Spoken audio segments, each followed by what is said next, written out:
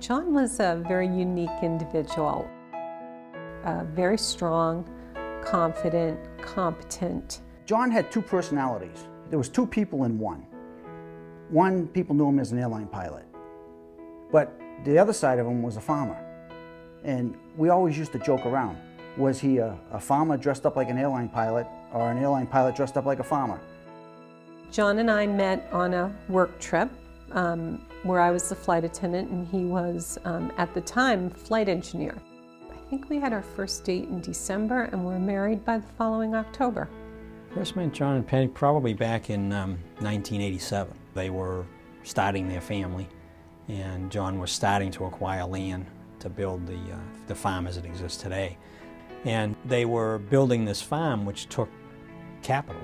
I think Peg, made sure that John and I, the three of us, talked about, the need for protecting his income.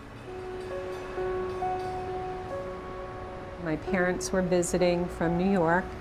I remember my mom saying there was a phone call for me, and it was my brother-in-law, Jim. And I was watching breaking news on CNN, and they said airplane hit the World Trade Center in New York City. And they were saying that the first airplane had been an American Airlines 767 from Boston. And I remember at that point just dropping to my knees and knowing in that instant that it had to be John. You can see something happening on television, you know it's real, but then to make that connection is very, very difficult. Knowing that your husband's airplane just went into that building.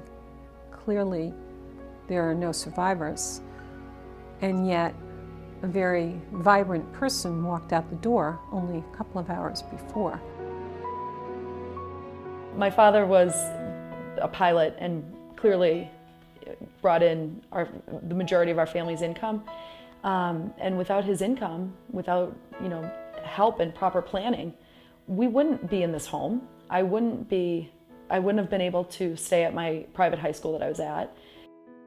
A lot of the coverage was term. The thing was to cover the need and make sure all the debt was covered and make sure that educations were provided for and things like that. So between what he had with private companies and what he had as a pilot, the combination of all those coverages, saved the day, really.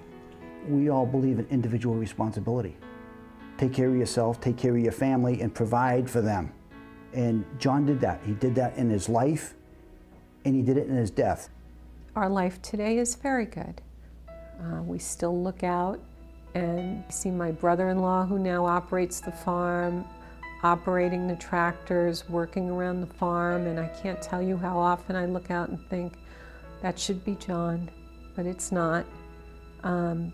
But we've had a very busy life with kids in school and growing up and all that goes on with that, and you move on with your life. I heard one expression once that said it so well. They said, you never get over it, but you get on with it. And I'd like to think that's what we've done.